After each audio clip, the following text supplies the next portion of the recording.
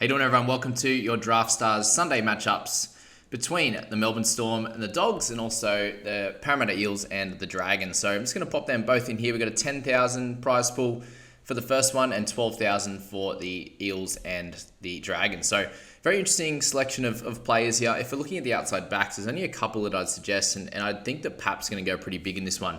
He's coming off a couple of better games. He's slowly working his way into the season with a 64.5 last week, without doing too much in those first two. So I think against the Dogs, he has the opportunity to score a try or two and set up a couple as well to go along with his goal kicking. So at 16, just over 16,500, I think he's someone that you could probably plug in as pretty close to a must-have in the outside backs if you can separate the money elsewhere.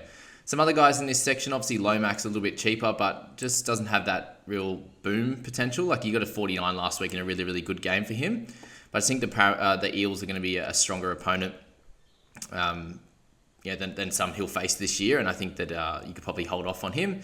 Dufty would do okay, but just against the Storm, I'd be slightly worried. Guys in that mid-tier, you've got Moses Sully, who's been really consistent for you. Gutho has an opportunity to do better at that 11,700. I think that, obviously that first one was a bit of an outlier, and you can expect anything over a 30 for him, I think would be pretty safe, with the opportunity to get 50 plus. So Gutho is a solid option this week at 11,700. And if you're going a slight bit cheaper, then I think Penasini, coming off a real bad game for him, where he got nullified against the Storm, a 30 and a 42, the two games before that, I think he's due for a try, and this could be that game to pick it up. But other than that, there's not really too much to think about in the cheaper outside backs. Really, maybe only like a Xavier Coates if you wanted to pick him up. If you think he's going to score a few tries, he could be that boom or bust player. But anyway, move to the half and the hooker position, and some guys to mention here. I think Ben Hunt, Munster, and Harry Grant will probably be the three that you'd like to build your squad around. Look, Moses is going to be decent this week. Will he continue to get the try assist and stuff that he has been doing recently? I'm not exactly sure. I think having Hunt would be a little bit safer. He controls the park, controls the whole game for the Dragons, whereas Moses and Brown are splitting that time. And I think, if you're going for one of the Parramatta halves, I'd be going for Dylan Brown at 15,500 there. He's averaged really, really well the last few weeks, and I'd suggest him as a slightly better option than his counterpart. Obviously a 60.5 and an 88.9 last week was special. So yeah, he's a really, really good option who kicked the ball a little bit last week as well. Harry Grant coming back. I'm not sure if he's going to play 80, so that's the only worry with Harry, even though in that one game he played, he got 63.1, so he's a special talent. Matty Burton, I'd probably just hold off a little bit this week. Obviously the kick meters is great, but I just doubt that they're going to do too well against the Storm, so I'd probably think that he might hit that 45 this week rather than anything above the 55-60 mark.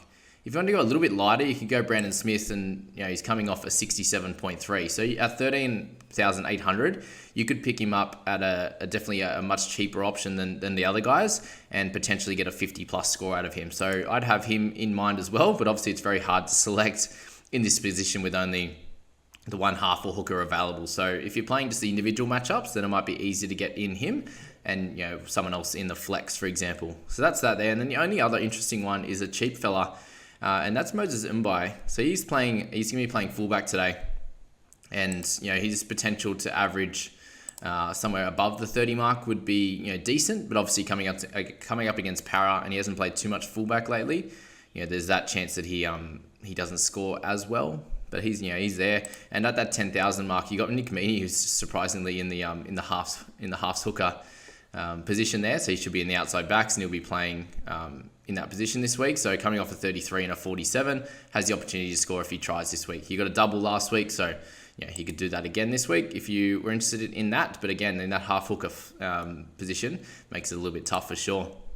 On the forward side of things, in terms of everyone here, I think Isaiah Papali'i is pretty close to a must-have, even at the price, 22,730. He's coming off 3 super games, so 73.8 last week.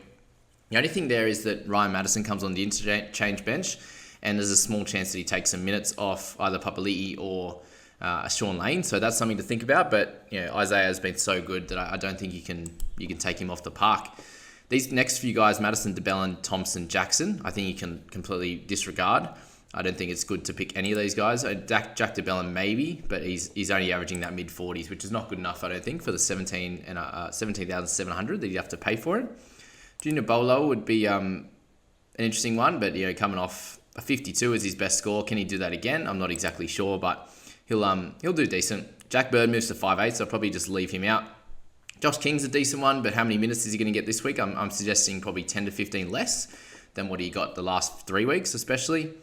Tavita Pangai could come out and do well, but I think at that price you can go elsewhere. Sean Lane's a decent option along with Nathan Brown. I'd probably select Nathan above Sean Lane just for his really, really good score last week. So he's someone that does play big minutes, and you expect somewhere between a 40 and a 50 score for Nath. So I'd suggest him just over Nathan Brown just over Sean Lane at the price point, with Sean having a really, really good game in round 1 and being a little bit slower since then.